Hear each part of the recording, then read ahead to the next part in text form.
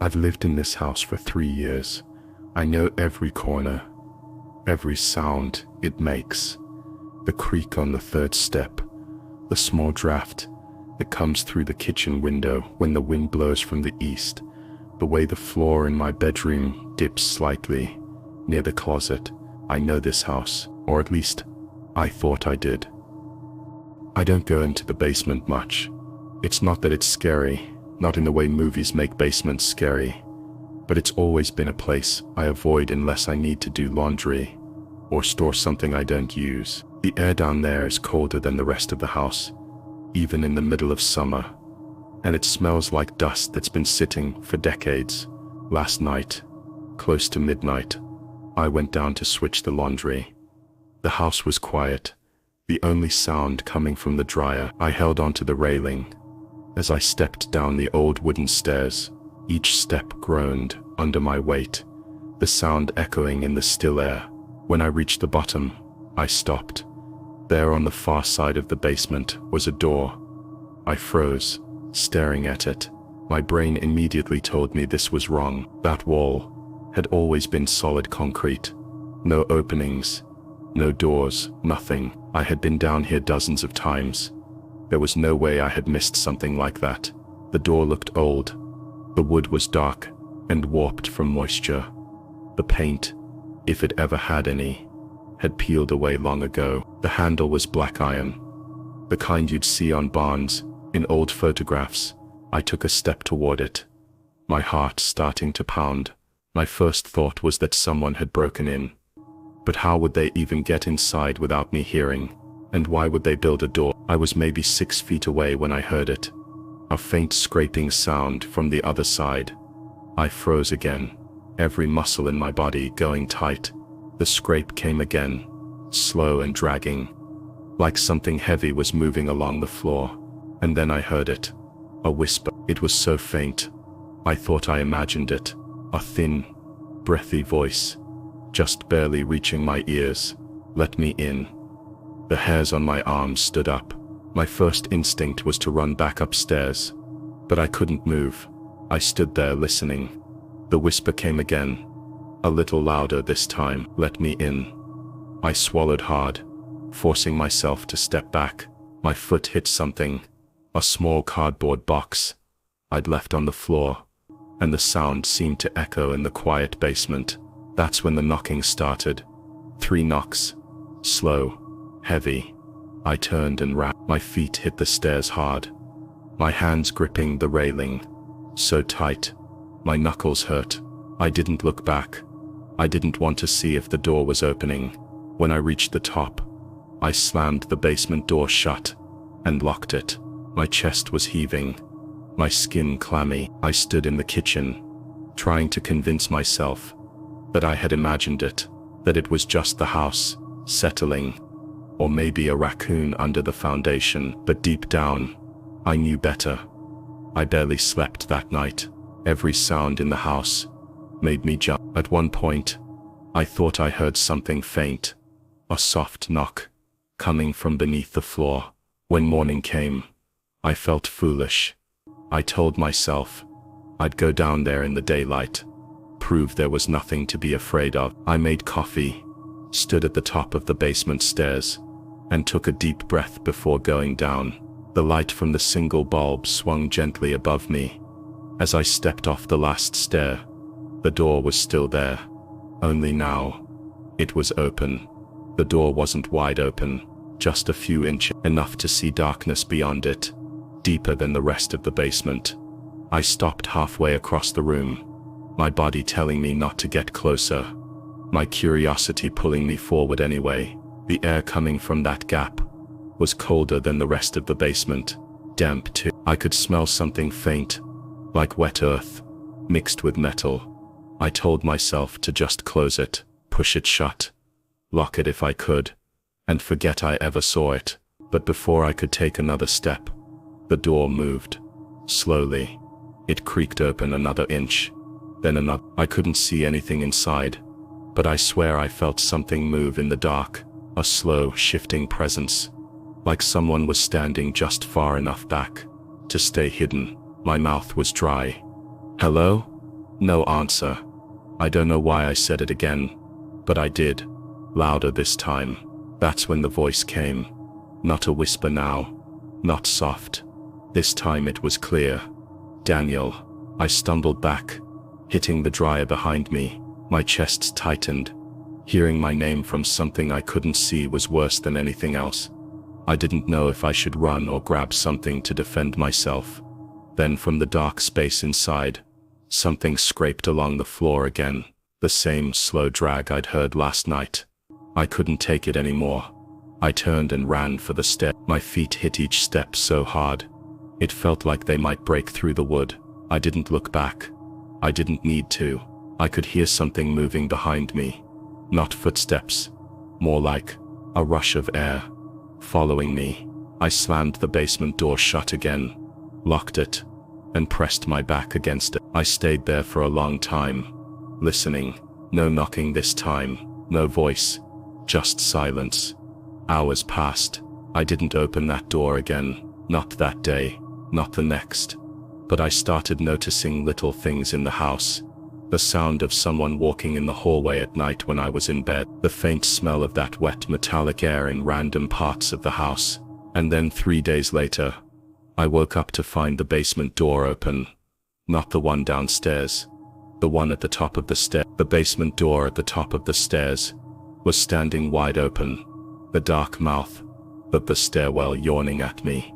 I froze in my bedroom doorway, my bare feet cold against the wood floor. I hadn't opened it. I knew I hadn't. I live alone. No one else had a key. The early morning light coming through the kitchen window didn't reach far enough to touch the basement steps. They were just swallowed in shadow, like the darkness was thicker down there than it should be. I stood there for maybe a full minute, just staring. My mind ran through every possible explanation. Maybe I'd forgotten to lock it. Maybe a draft had pushed it open. But there was no draft. No wind. The air was still. Then I saw it. A hand, not a whole hand, just the tips of long pale fingers, curled around the edge of the stairwell, holding the wall as if someone was standing just out of sight. The skin looked wrong, almost gray with dirt under the nails. I couldn't breathe. My heartbeat felt so loud I was sure whatever it was could hear it. The fingers slowly slid out of view, pulling back into the darkness. I wanted to run, but my legs wouldn't move.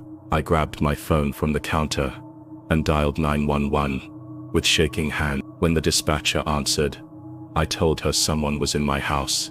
She told me to stay on the line and get outside immediately. I backed toward the front door, keeping my eyes on the basement. I didn't hear anything.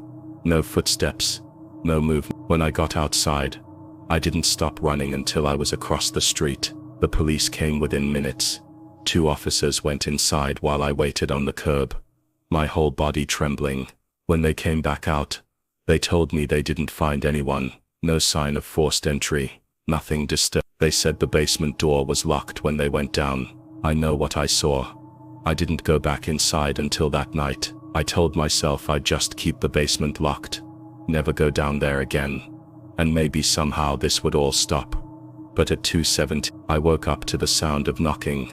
It was coming from inside my bedroom wall. The knocking was slow, deliberate. 3 knocks, then silence, then 3 more. I sat up in bed, my heart raced. The sound wasn't coming from the hallway or the door.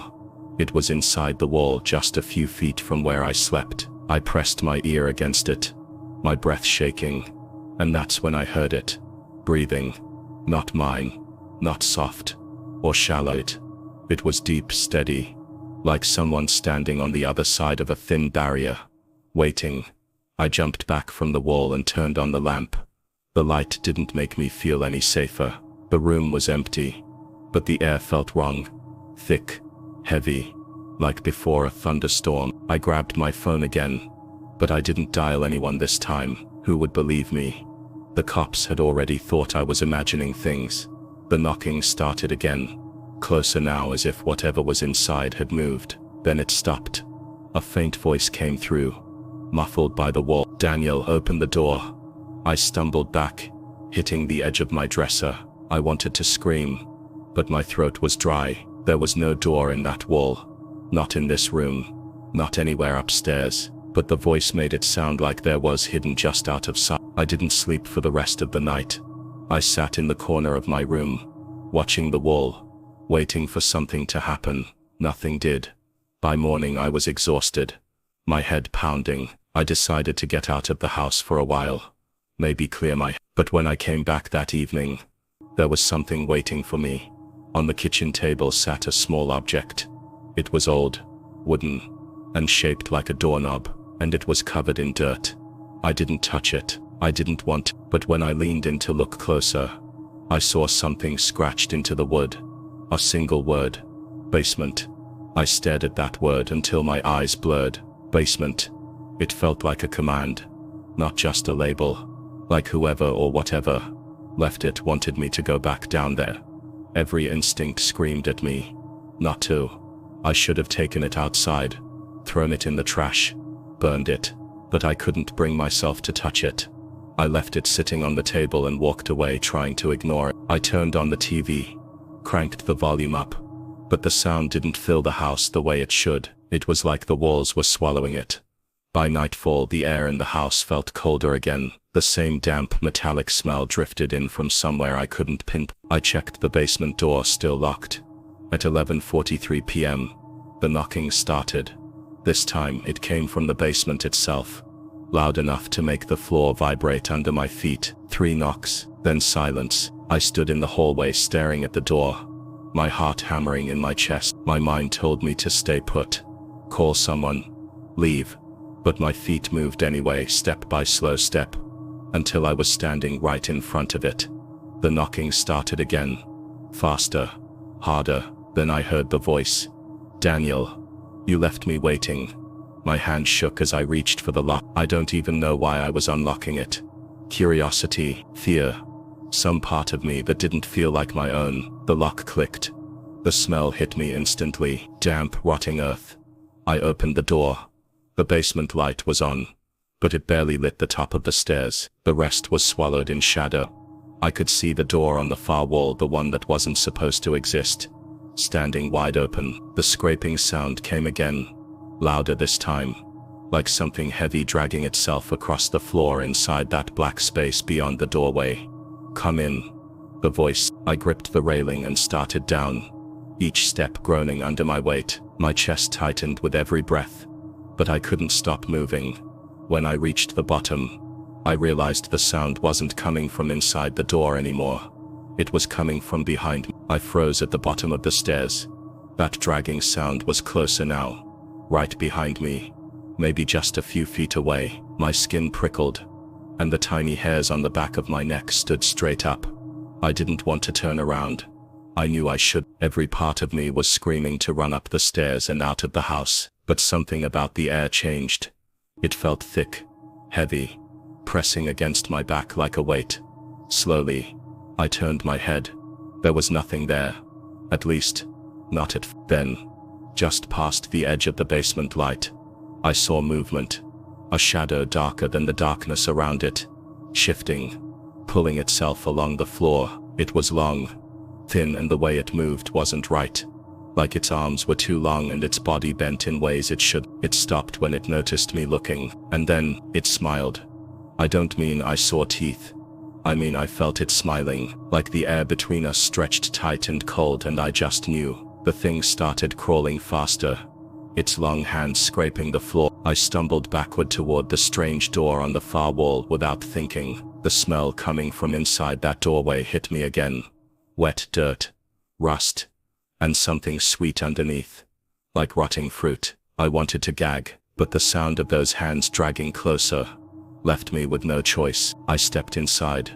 The air was colder here, almost freezing, and it was so dark I couldn't see my own hands. The only sound was my own breathing, until I realized there was another set of breaths, slow and steady, right next to my ear. Close the door, the voice whispered. Before I could react, something from the dark pushed it shut behind me, and I wasn't in my basement anymore. It was cold, not just basement cold, the kind of cold that sank into my bones, like I'd stepped outside in the middle of a snowstorm without a coat. My breath came out in quick white clouds, and the air tasted like dirt. I blinked, trying to adjust to the darkness. But it didn't help. This wasn't the kind of dark you get when the lights are off. This was thick, heavy, like it had weight. Then, I realized the floor under my shoes wasn't concrete anymore. It was soft, uneven. My foot sank slightly with each step, and when I reached down to touch it, my fingers came up covered in damp soil. Somewhere in the distance I heard a faint dripping sound. Water. Blood. I couldn't tell. I turned slowly, looking for the door I'd come through.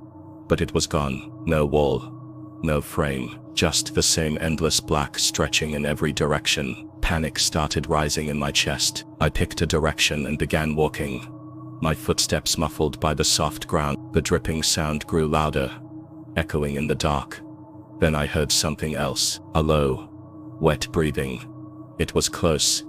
So close, I could hear the slight whistle in each exhale. I froze, my eyes scanning the dark.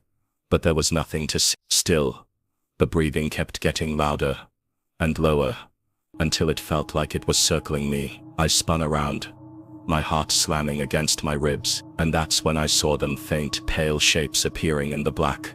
Dozens of them, reaching up from the ground, the fingers twitching and curling as if trying to grab my ankles. I stumbled back, kicking at them, but more hands pushed up through the soil, clawing toward me. Their skin was the same pale gray as the fingers I'd seen on my stairwell. Their nails were cracked and black with dirt. Then, from somewhere far ahead, a voice called out, "Daniel, you found the wrong door." Before I could run, the ground beneath me gave way, and I fell deeper into the dark. I fell for what felt like forever. There was no rush of air, no weightlessness like you get when you jump, just the sickening feeling of dropping deeper and deeper into something that didn't seem to end. When I finally hit the ground, it wasn't hard, it was soft, almost spongy, and the smell hit me instantly.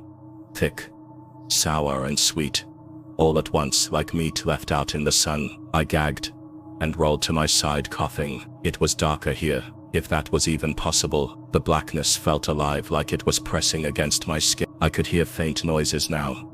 Not just the dripping water from before, but whispers, dozens of them, all around me. They weren't clear words at first, just a hiss of voices, overlapping, weaving in and out of each other. But then, slowly, I began to understand. They were saying my name, over and over again. I scrambled to my feet, my hands brushing against something hanging from above. It was thin, stringy, and when I grabbed it, it came away wet in my hand. I didn't want to know what it was. In the distance I saw a faint glow.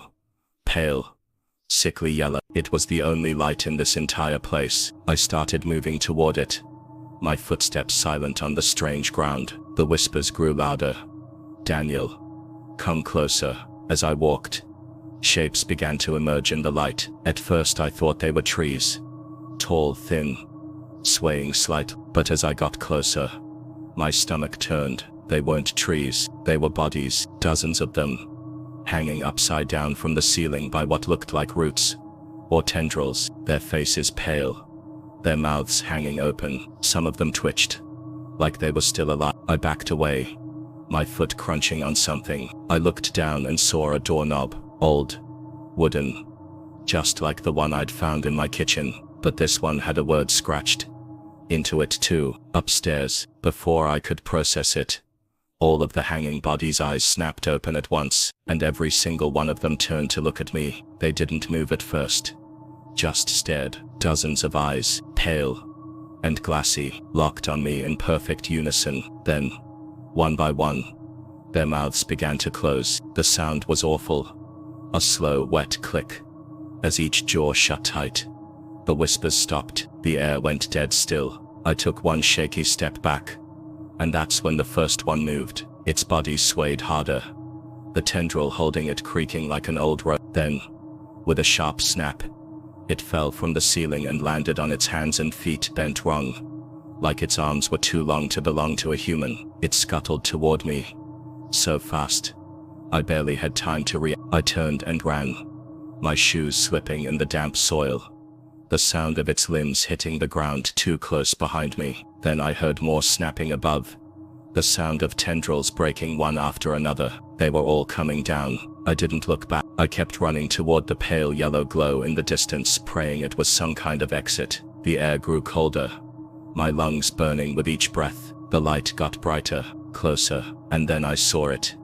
A door. It was just standing there in the middle of the ground, not attached to any wall. The frame crooked and splintered, the same black iron handle as the basement door. I didn't stop to think. I grabbed it and yanked it open. A rush of warm air hit me in the face, and for a split second I smelled my kitchen coffee, wood, home. Then something slammed into my back. Clawed hands grabbed my arms, yanking me away from the doorway. I screamed and fought, kicking and twisting, my fingers scraping against the frame. I could hear them, all of them, whispering again, louder now, all around me. "You're not leaving, Daniel." I pushed with everything I had, breaking free for half a second, and dove through the door. The moment I crossed the frame, I was back in my base. The door slammed shut behind me, so hard the walls shook. I staggered back, gasping, staring at it. It was just a wall again. No door, no frame, just smooth concrete. I thought it was over. I thought I was safe. But when I went upstairs, my front door was open, and on the floor, just inside, was a new doorknob. This one had a single word carved into it: bedroom. I stared at the doorknob lying on the floor. It wasn't just old. It looked used. Fresh scratches ran across the wood like someone had been digging at it with their nail. The word carved into it, bedroom, seemed to sink into my mind, repeating itself over and over like a heartbeat. My bedroom, my bedroom. I picked it up without meaning to, my fingers cold against the smooth, dirt-stained surface. It felt heavier than it should have, like something inside was pulling me down. That's when I heard it. A single creak from upstairs. I froze, holding my breath, my eyes locked on the staircase. Another creak followed, closer to the top of the stairs this time. The air in the house had changed, heavier, still, the kind of stillness that makes your ears ring, because there's no other sound. I took a slow step toward the stairs, every part of me screaming to turn around and run out the front door, but I didn't. I climbed, one step at a time, the wood groaning beneath me. Halfway up, I heard my bedroom door open, not fast, not loud, just the slow scrape of wood against carpet. I stopped breathing. "Daniel," the voice said. It wasn't coming from my bedroom, it was coming from inside the wall next to me. I don't even remember my feet hitting the rest of the steps. I just remember throwing myself into the bedroom doorway and stopping dead. There was a door in my wall. It hadn't been there yesterday. It hadn't been there ever. Same black iron handle, same warped wood, and it was already open, just enough for the dark inside to spill out across the floor, like a shadow that didn't belong to anything. The voice came again. Soft this time, almost gentle. "You came to me before, now it's my turn." The darkness inside shifted, and something stepped forward, tall, thin, its arms too long, fingers almost brushing the floor. I couldn't see its face, but I didn't need to. I could feel it smiling again. I backed toward the hole, but the air grew thick, pressing me forward instead of letting me leave. My legs felt heavy, my chest tight. It reached out one pale hand, the nails black and cracked, and rested it on the door frame. The wood hissed under its touch like it was burning. Then it leaned out of the darkness, and I saw its eyes. They were my eyes. Everything went black. When I woke up, it was daylight. I was lying in my bed, staring at my ceiling, the smell of damp earth heavy in the air. I told myself it was a dream, that none of it happened. But when I turned my head toward the wall, the door was still there, and it was open.